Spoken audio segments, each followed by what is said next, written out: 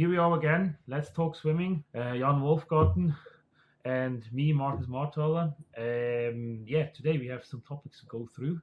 I hope you're ready. Let's dive in with the first one. It's a topic which I get asked a lot.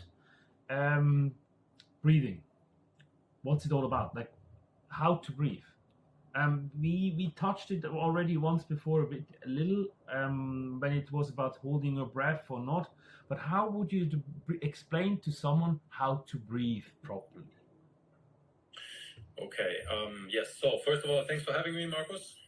Good to see you again. And breathing is a difficult one, all the way until the end, I would say. I mean, you could go all the way to the highest level and look at videos of Nathan Adrian where he can barely see the point where he's taking a breath, or you probably have somebody here who is happy if he can take a breath at all. So it never really ends. I don't know. I think priority number one should be to actually get air. So we talk to the beginners, and then priority number two, once you get better, is to have it affect your body position in the least way possible. Okay. And I mean, obviously it's going to affect something, because ideally the head would be down and we would just be swimming without breathing. Would be the fastest. That's why the 50-meter sprinters don't take a breath. Mm-hmm. But yeah, oxygen is our number one source of energy. Once we keep swimming longer, it's very, very important. And therefore, I would say improve. The easiest way, I always explain it to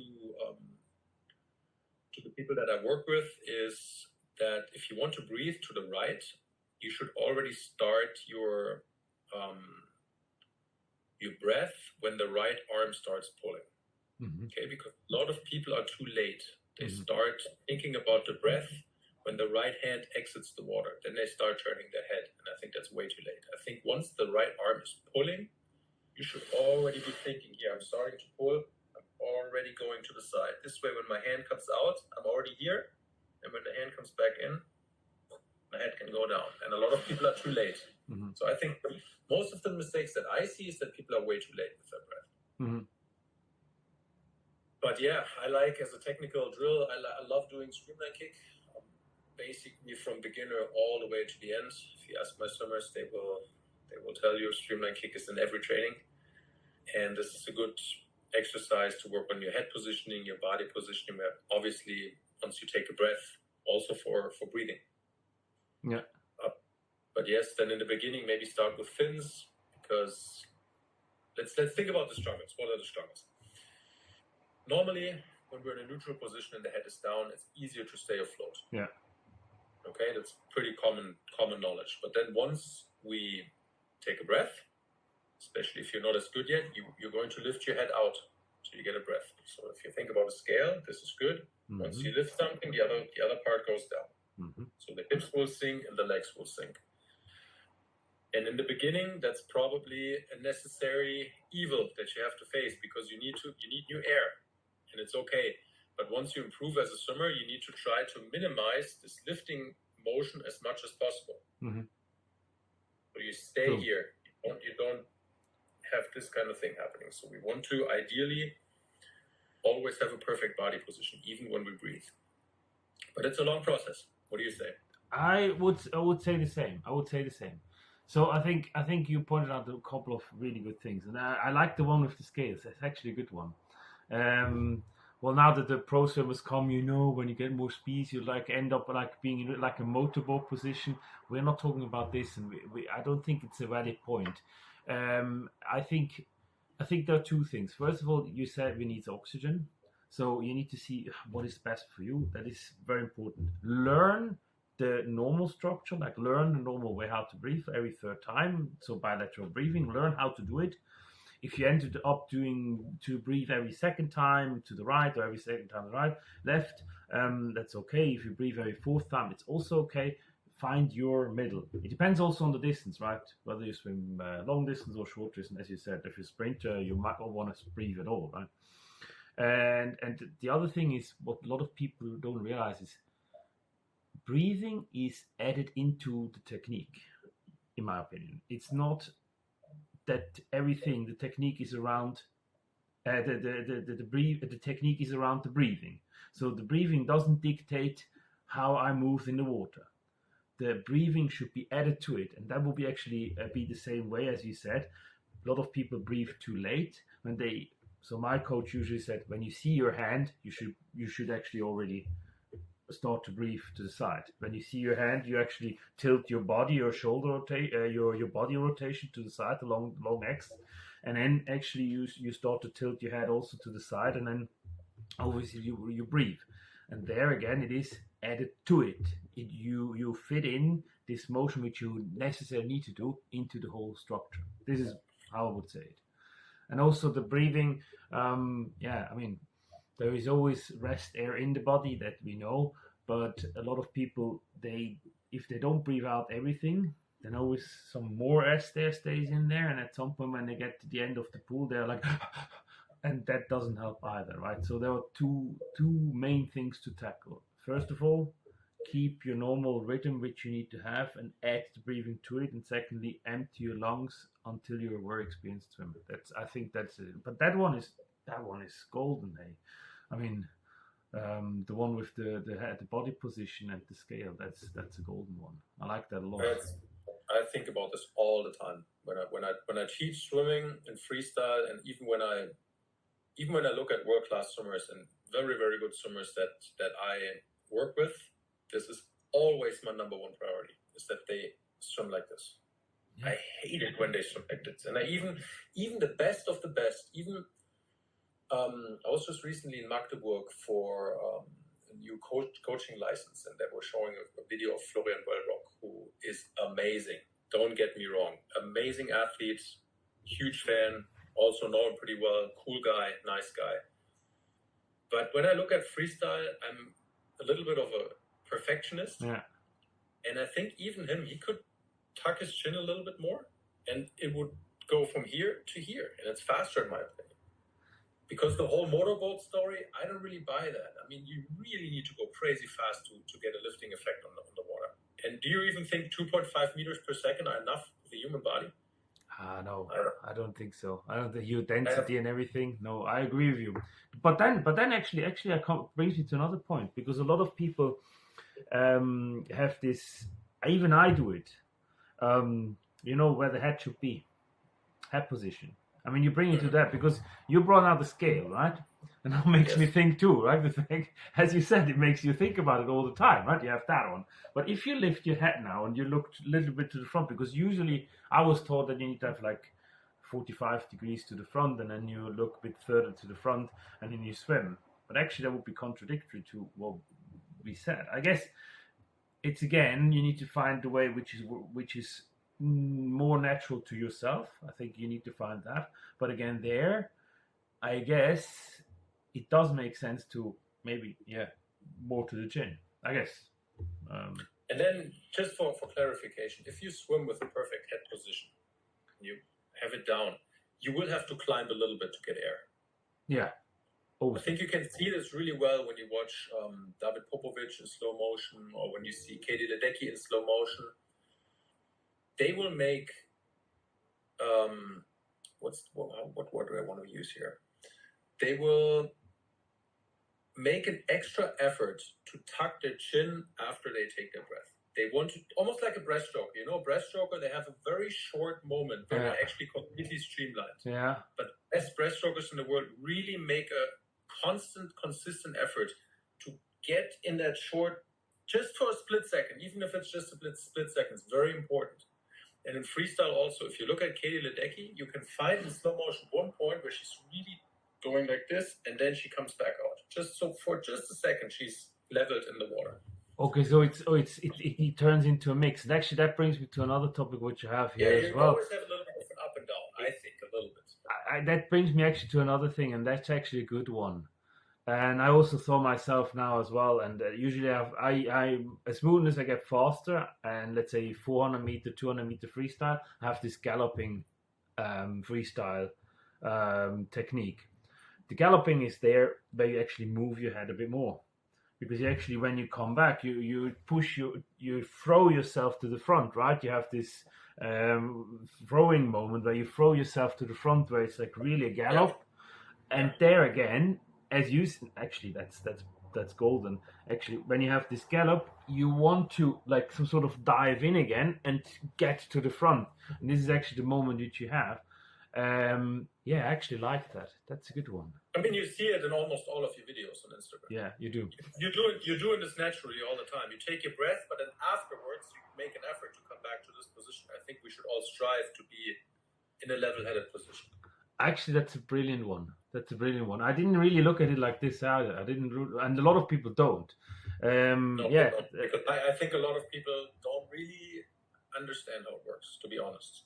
And I think I think it's pretty clear because there's really, I mean, I can see you have to think about what's happening. If you can lift yourself up, obviously, yeah, which would result in for a second a higher body position in the water. yeah. But I mean, think about it. If you want to go up, you have to push yourself up. But you want to push forward, right? Yeah. No, So no. you would go all the way forward. There's no point in pushing yourself up, in my opinion. So unless you would argue that by pushing up, you're reducing the drag so much that you can achieve a higher pace, speed. No, actually, I have a support to you. I mean, look at Ben Proud and all the sprinters, especially Ben Proud. He's one of the people when you look at his technique, and he's really, and also even McAvoy, when he swims, they tuck their head down, like they don't look 45 degrees to the front. They look down, and I agree. But they're like, sprinting, you have to be careful. Yeah, I agree. You see with the really good sprinters, you see it also, but it's very difficult to use a sprinter as an example unless you are a sprinter. Yeah, that makes sense. That does make sense. I see so many people that pull up videos of Dressel and McAvoy and say, "Here, this is how you swim a 400 freestyle." No, it's not. It's a completely different thing. No, it's a completely different thing. What I wanted to say is more this motion which you now explained, also which I have with the galloping, where you then you try to bring yourself forward. This is actually the moment which you also have in a sprint technique. It's just one little moment which you have then to get this extra push, in which actually you said again, if you actually would stay up and always have your head up, you would push yourself up and your hand would actually push down so that it goes up, it's not forward. And with that you want to have this moment, you actually emphasize your hand goes backwards and you have the speed and the momentum going forward. Actually, it's just a split second where you have this as an explanation, but a lot of people could now argue, no, never. I will never use a sprinter as an analogy to say, oh, you know what? I don't even think that, for example, Popovic is a sprinter. Even if he's good in sprinting, I don't even think he's a sprinter because he comes from a 200-meter freestyle area. Not. Yeah, I agree. I don't think he is. And also, Michael Phelps was never a sprinter. Never. I agree. And I think these guys are taking over because Chalmers is also winning the 100 freestyle on the second half, not on the first half. And I think it's going to be more and more leading towards that direction that you need to be effective. In a 50, you can get away with being highly athletic and using all muscle. But in the 100, I think we're seeing a point where you need to be good at the second 50. Yeah. And I changed my entire program because I always listen to my sprinters like, hey, we want to sprint and we want to, and I'm always open for that stuff. I'm a coach who's very happy to experiment. Yeah. But if it doesn't work, it's not going to happen anymore. And I changed. I went from 4.5K per training session for my sprinters all the way to 6K, and we're kicking 1 to 1.5K every single session. Yeah. Because you need to win the 100 on the second 50. Not on the first. You do. It's our first talk we had. It was about the grind, and it's about the end, not the beginning. It's about the end. Well, you need to be clever. I'm not saying bang your head against the wall just because it's hard. You want to win. You want to be clever and need to figure out who's winning and what is winning. But I think unless you do just a 50, I think you need to be looking for a very efficient technique that pays a lot of emphasis on reducing drag because you are moving very, very fast. If you're 100 freestyler, you're dealing with more than 2 meters per second in movement. So if you're creating drag, you've already lost. Yeah. So if you look at videos of Popovic, I have never seen a sprinter who is as streamlined as this guy. Yeah, no, true. True. And I think you need this. If you want to come home at the speed that this guy is coming home, you need a great kick. You need to be very streamlined, and you need to be highly efficient. And you need to put in volume too, because you need to at least have some sort of a VO2 max base. You need it. It's important. But actually, I can even support the statement as well, because with every, let's say, genius in his distance won it on the second half. That's a bold statement which I will bring, because Kyle Chambers, Ian Thorpe picked up speed while he was doing. Grant Hackett did the same thing. There is some Italians like Baltrinieri. This is just a guy, I roll it and go out fast and I survive. But I think the ones who are consistently always at the front of it, always at the top, always the best, and they win all of it, they always win it at the end. There was with Hogenbond in his prime the same case. There was with even Popov, Alexander Popov, was the same thing. Yes. The way the person who could win the second half would usually win, and could do it consistently, would usually going forward win every time. There is the people who would, either you're the one who goes it streamlined, like clockwise, and you do it always the same, you knock it in like Ledecky, and you just don't break. You have the fastest at the beginning, and then tack, tack, tack, tack, always 1 minute, or like 58 until the end. Or you start at a certain speed and you get faster towards the end. Look at Bobby Fink, or the guy who we don't talk about, but he's still, I mean, before his doping whatever crisis was Sun Yang. Same thing.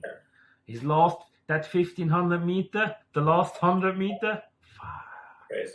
Crazy. When he went to the world record, which is still around there. I mean, that guy could kick.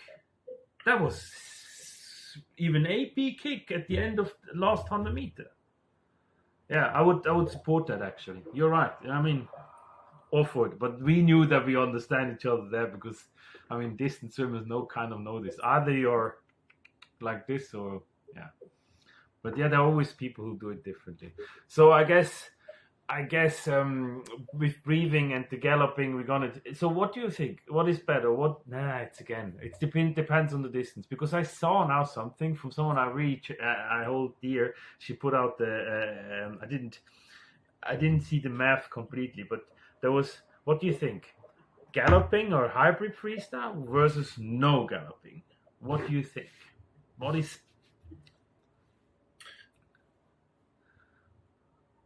It's a tough one. I think your technique will come to you to some extent. I think I was also a little bit of gallop hybrid kind of thing. I had a 4-beat kick, and it was also a little bit climbing through my stroke, through my breath. I think the galloping or climbing through your stroke, or Abfallen the Technik, how they call it in Germany, I think it's a little bit easier to develop a rhythm like that. Yeah. It's a little bit easier to swim almost. If you swim perfectly symmetrical freestyle breathing every 3, Ryan Lockley comes to mind, swam with a guy for 6 years in Florida. It's beautiful to look at, but I think it's almost more difficult because everything is so clean. You know, the galloping stroke is almost a little bit more tailored towards the worker, the one that wants to grind a little bit more. I think it's easier to swim actually. It might be counterintuitive for the listeners, but I think it's a little bit easier to swim than the other one, because you don't need to be so clean technically. Okay, yeah, that makes sense. Because that makes sense. The thing is, so I use in long distance, for example, for my triathlons and stuff, to speed up, I use the galloping. Whether with kicks or not, I just use this extra power which I have, to get away. Because instantly you will have it's like a track start, you know, you have this instant movement, and if I want to get away from a pack or something like that, at the beginning, I use the galloping. After that, when it's in long distance, you kind of, want to use distance, like the distance per stroke. You want to optimize that, and then it gets to more. But then also the cadence goes down. I think it's also to do with cadence. But I think because I'm a big fan of galloping, I've done all my 200, 400. It was always galloping from start to the end. Would even argue 1500 meter, but then at some point you turn off your legs and you just like you just, as long as you have speed, obviously. Because galloping can also work against you. If you lose the speed, it will be just a gallop, But if you have speed, you will always be able to move fast. If that makes sense, I don't know if that's a bit. Gallop. Yeah, you climb up a little bit, and by doing that, you're riding a little bit higher in the water, and it's the thing that we talked about maybe 10 minutes ago. You have to ask yourself, what is faster in the end? And I think this is not a question that you can just answer by. Let me do this a different way. I think you have to look at it. I think it's different for everybody. It's an individual thing. Yeah. The question that you have to answer yourself, or that you have to ask yourself is it worth it to sacrifice a little bit of my forward propulsion for a lifting motion, so that I get higher in the water and therefore reduce my drag? So you're sacrificing propulsion for less drag. In the end of the day, that's the logic behind it, right? Makes sense. And usually the lift is in the first part of the stroke, in the beginning. So your high elbow catch might go a little bit down, and you're using a little bit more to lift. Yeah. And I think it's an individual thing and what works better. I think there's no right or wrong answer in my opinion. Oh yeah, I would stand behind that too. Because the thing is, the only thing what I would say, it's the same thing with the breathing pattern. Try it. Yes. Try both. And if you cannot gallop and you don't know, because a lot of people, when they not that experienced in swimming and they want to know how galloping works, I usually tell them, listen, put on fins. So you get the speed, because again, for me, galloping has something to do with speed. If I'm not trained, if I'm not fit, and if I don't get to my whatever meters per second, even I will have problems. And I'm a good swimmer. I call myself a good swimmer. It's even I have troubles. So that's why the fins. But I get it. It's an individual thing.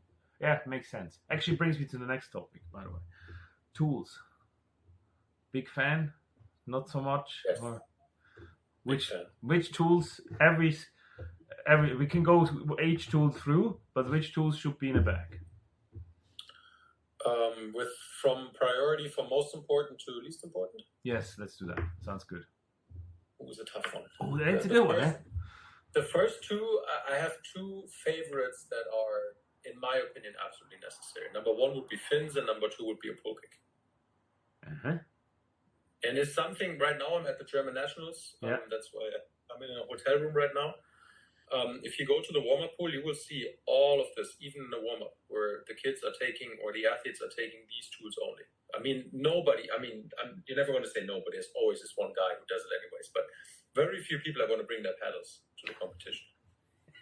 Yes. One person I know will bring it anyway. One person. There are these guys out there. By all means, if you need it, if you feel good, go ahead. But almost every single one has a pull kick. Almost everyone. And then a lot of people bring their fins. And then from there, it drops down significantly. Some bring a snorkel, which I think would be number 3, probably, depending on your level. If you're more of a beginner, I think the snorkel should be the third most important. Maybe if you're a complete beginner, it might be even more important than fins. If you are an advanced swimmer, I think paddles and snorkel would be around the same priority for me. And then after that, it becomes already fancy. What I start to use a lot now is a parachute. With my elite athletes, I think you can get quite cool benefits out of it. I use it usually as a preset before the main set, because then they get the feeling of almost like you're holding somebody back and you let them go and go faster.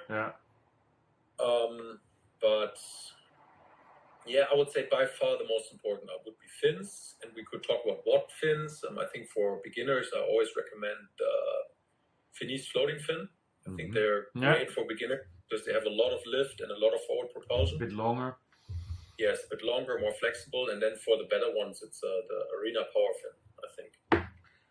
It's also golden. Listen, so for me, it's a similar thing. For me, actually, but that's for me. I would stop. But if I can do two. Like for me, I would take the pull boy, and which I can also use as a kickboard. Like that's what you said, pull kick, and because or I can take also board because I can put a board because of the core and stuff like that.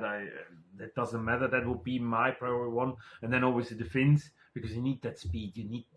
You need to get used to it. You need to use your arms. How fast can I do? How much water can I pull through the water?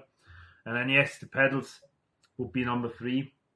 Now I actually would be on the same level as the fins for me as with my where I am at.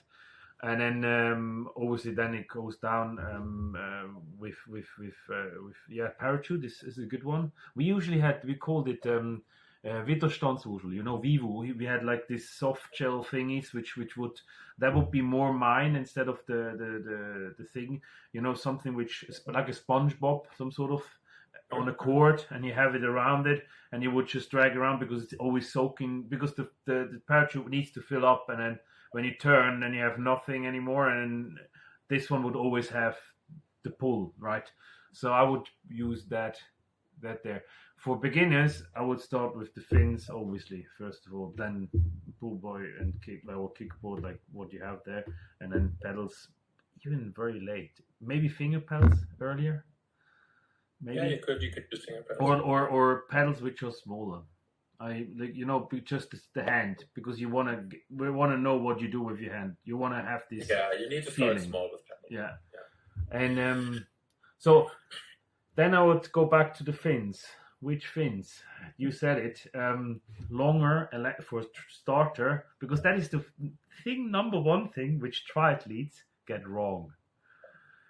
When a triathlete comes to the pool, he has always the Arena Power fins with them. Always.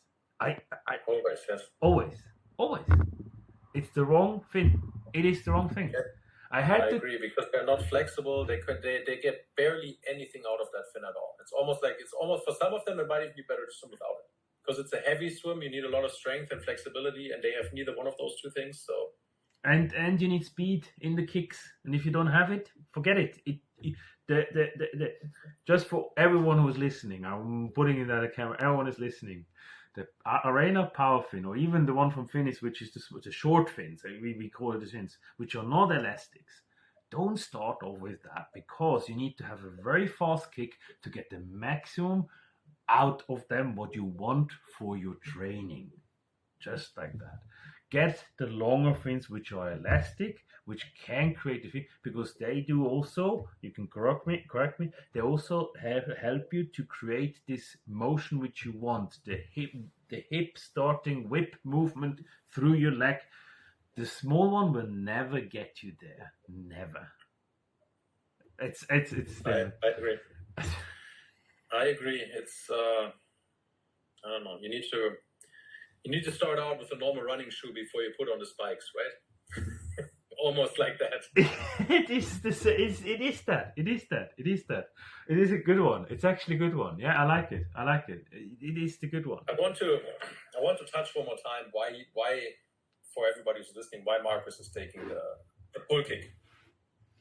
Think about it logically. If you have a pull kick with you in your bag, your training instantly becomes, instead of one-dimensional, 3-dimensional, because now you can swim without equipment, you can kick if you hold it here, and you can pull.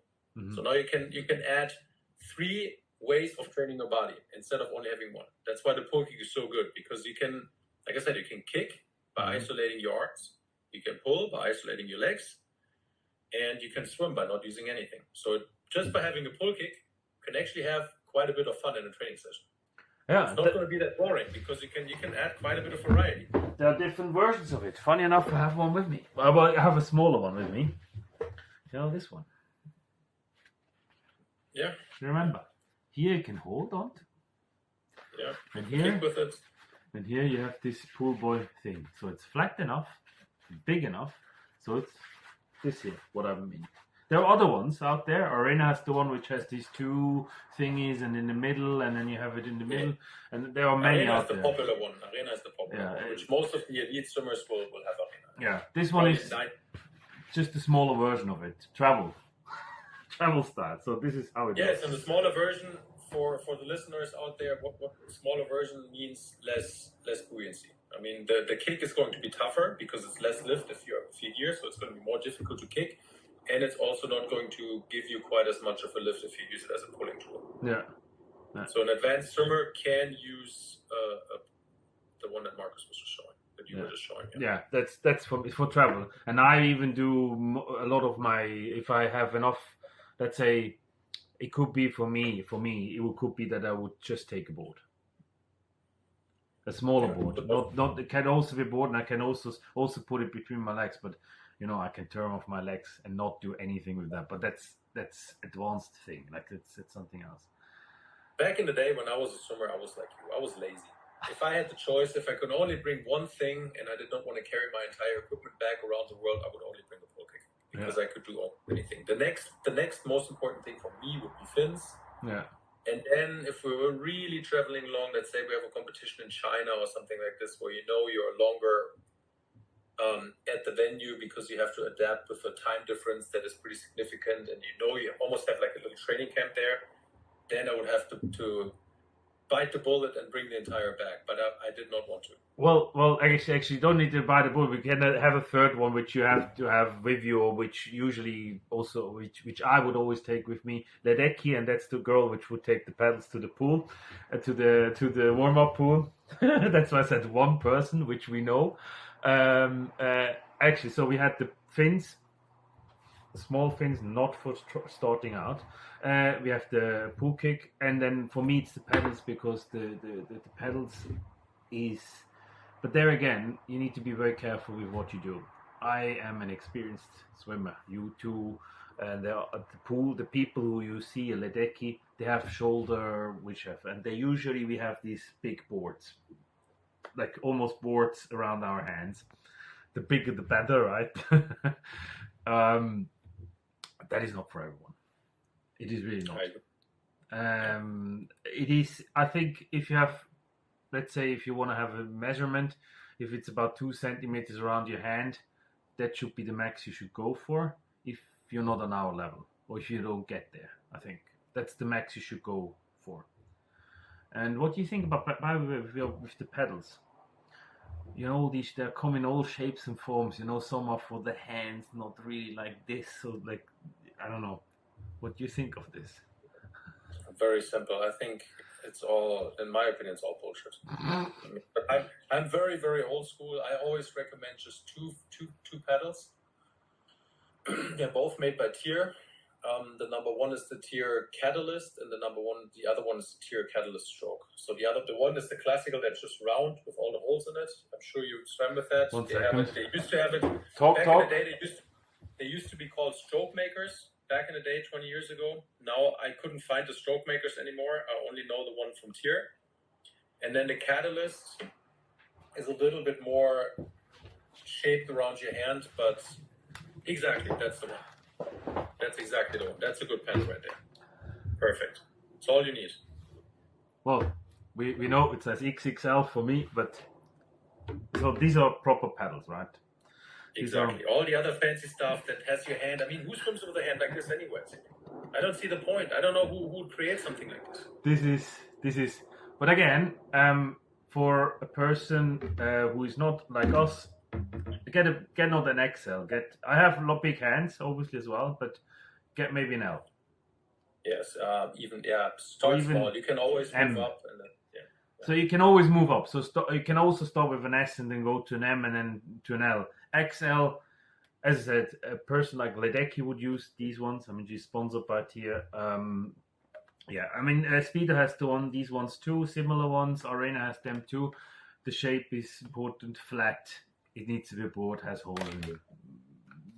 So that we have it. I think it's a good visualization of it all. The rest of the tools, the Snorkel. Obviously the one Snorkel. in the middle, not here, not here, not here, in the middle. Yes, we're not scuba diving, we're swimming. I mean, let's explain again, just for the total beginners out there, why does it need to be in the middle? I mean, obviously, if it was on the side, one arm would always catch the snorkel, and it's not good. So there's a reason why it's in the middle, so you actually have room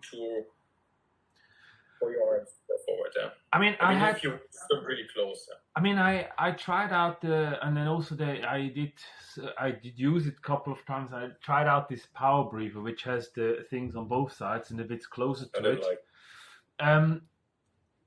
It can help for certain people. It's not for everyone, but I'm a bit. I mean, as I said, it can help because it's the one way. The ventile is one way, so no water comes in, and you can actually breathe normally. And that is the only thing like really is the advantage of it. But again, first of all, for me who has a good turn, or like I have almost like my rotation is very high up, it gets in my way. But it can help. Let's put it that way. To be fair, but it can also be a bit claustrophobic, because you have. I never liked it. You're really tucked in here. It's. Yes, and I feel really bad because in the beginning when they were brand new, I was living in Munich back in the day, and they were a company that started out in Starnberg, basically right next to it, and I really wanted to help, but I just didn't like it. I thought that the things were too short. If you were swimming with a perfect head positioning, you were basically submerged, so you couldn't breathe at all anymore. And then, like you said, also it's just too much drag. It's just always in your way. It just doesn't feel right. That's all I can say. It doesn't feel right. Yeah, as I said, to be fair, it can help. Maybe try if you start out, it's the thing for you. It can help, but it should not get in your way of your technique. It should not, and for me it does. If you get better, you will see it will. Let's put it that way. Snorkel here.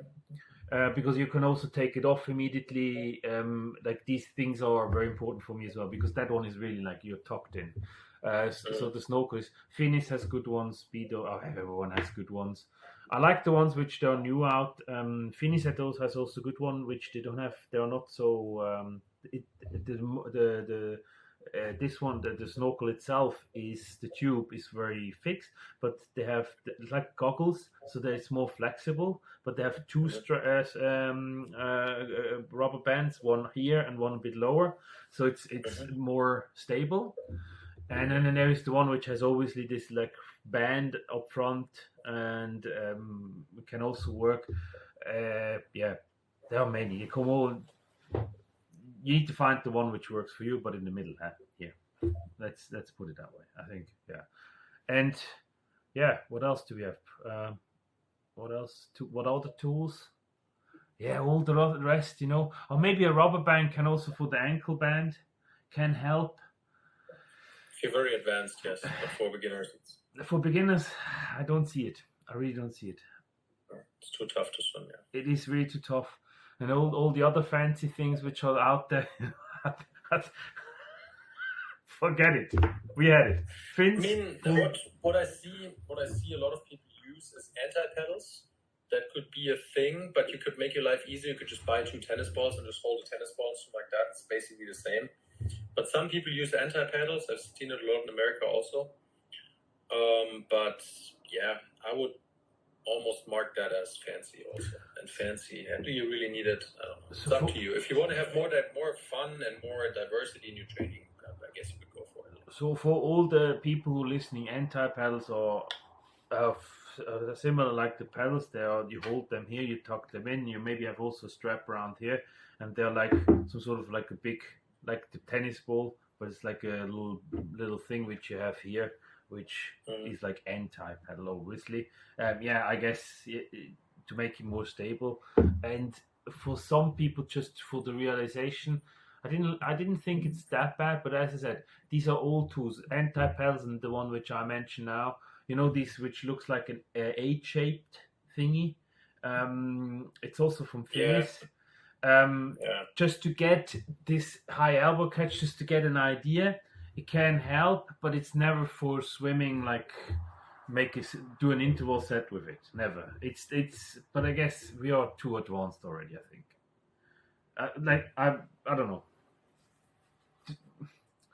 You can't help. You can't help. Last point which I had on my list was the kicks. It's also the kicks. I mean, hope everyone knows 3, 4, and 6-beat kick. 2-beat kick. 2, 4, and 6-beat kick. I would say 2-beat kick, long distance. More very, very long distance. If you can turn it off, or 1500 meter max. 4-beat kick, 6-beat kick it's like a stepping stone if you speed up. I mean, I guess for training purposes, you need to be able to know what is the difference. You need to be able to do it. I don't know how you see it. I mean, how do you, if someone comes about the kicks, for example, let me put it that way. I've uploaded on Instagram a lot of these videos where I do slow swimming.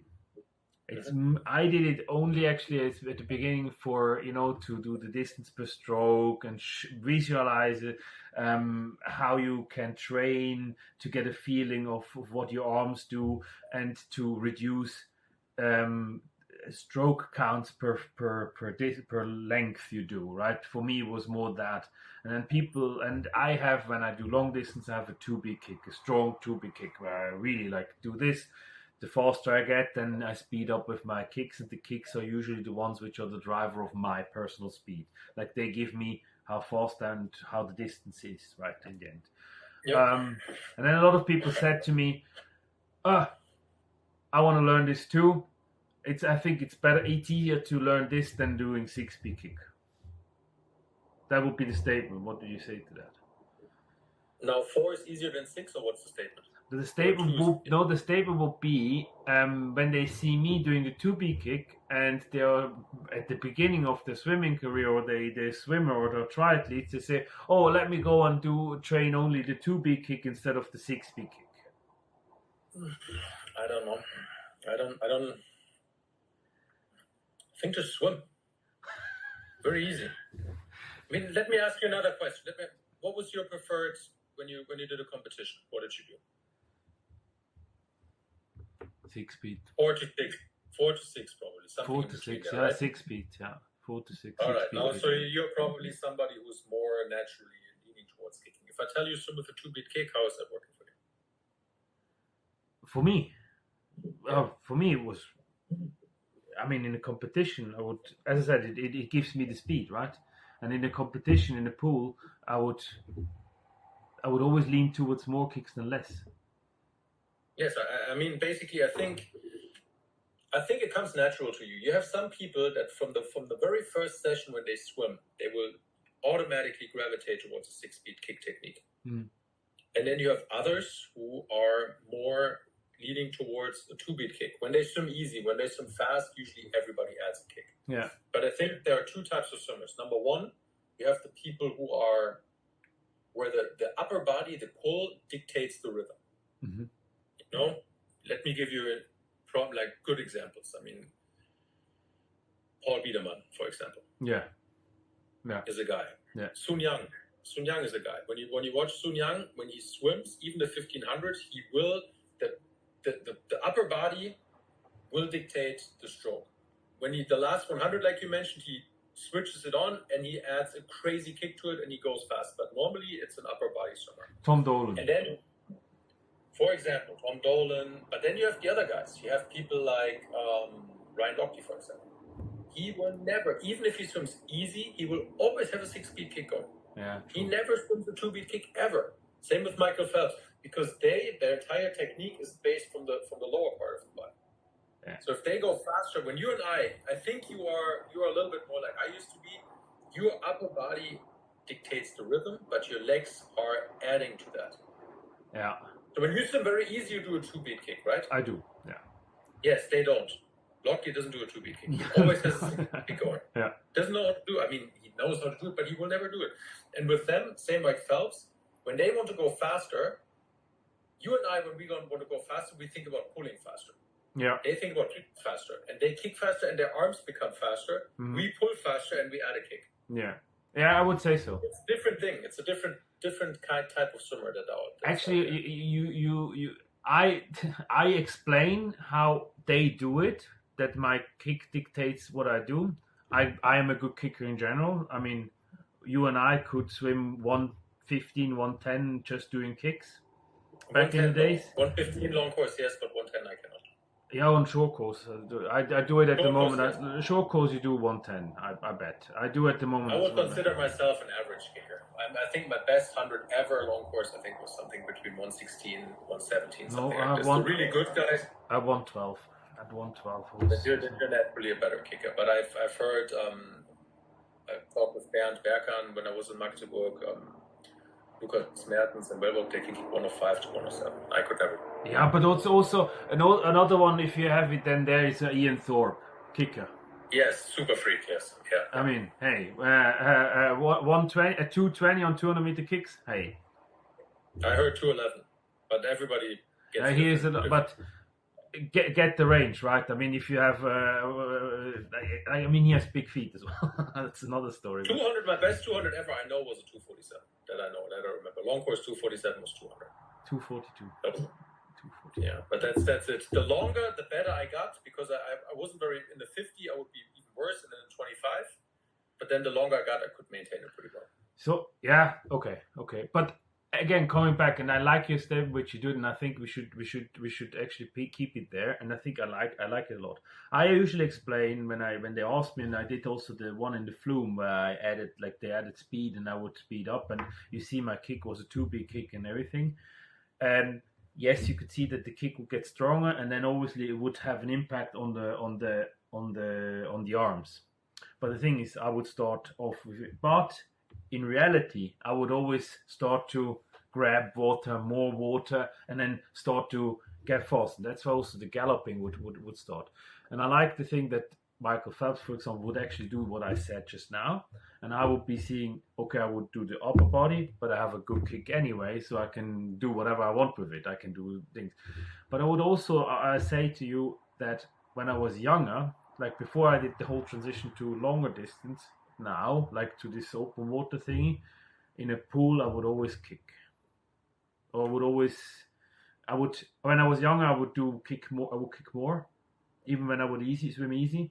And at some point it started to switch where I would like be, as you said it before, a bit lazy.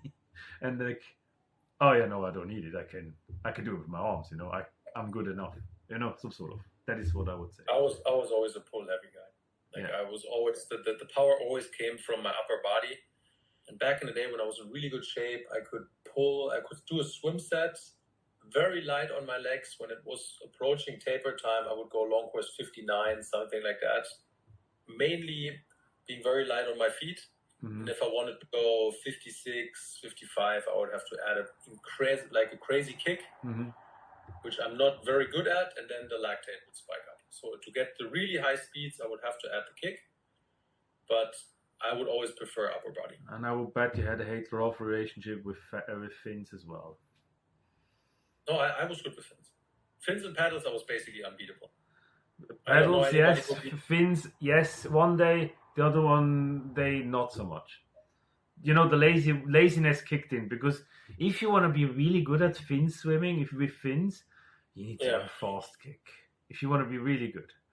And the paddles I would always challenge. I was always good in paddles. Always. Fins and paddles was my number one thing. And I mean, unbeatable is a strong case, but I've never seen anybody beat me. And we had some good people. Like I swam a 3,000 long course fins and paddles in 29:40 something in training. Jesus. Yeah. And I did a 400 and 340 in training. And I don't know, nobody ever beat me with fins and paddles. Well, unbeaten one. Let's leave it there. You're unbeaten. With the ones that were there. I'm sure there are people out there who are much better.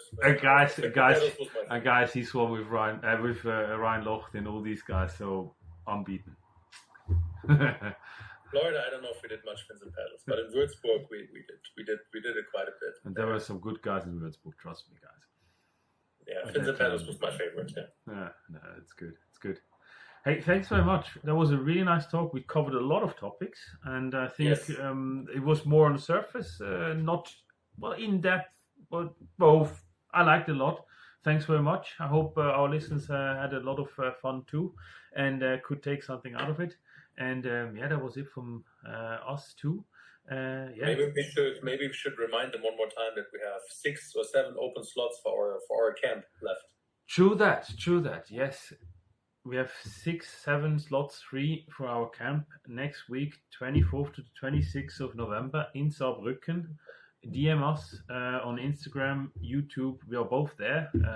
Swim Amazing University and Markus Marthaler and Jan Wolfgarten. We are both there. If you have questions on like everything, follow us, like, share, do whatever. If you have questions, ask us. And yes, next week, 24th to 26th of November in Saarbrücken, we are there. If you want to join, DM us. Yes, you should definitely come, because we have a newly revised pool. Our pool was amazing before, but now we have the newest blocks from Mirta. We have a lighting system where if you want to go 105 or 100 for 10K, I can set that up for you. I know Marcus wants to do a 10K in 102. It's already programmed. He can go. He can race the rabbit, as we call it. Waschburger. He has plenty of epic battles with the rabbit. Yeah. And if you want to do that, you can do. We have everything there with video. It's best conditions. So you should not miss the opportunity to come by. Do that.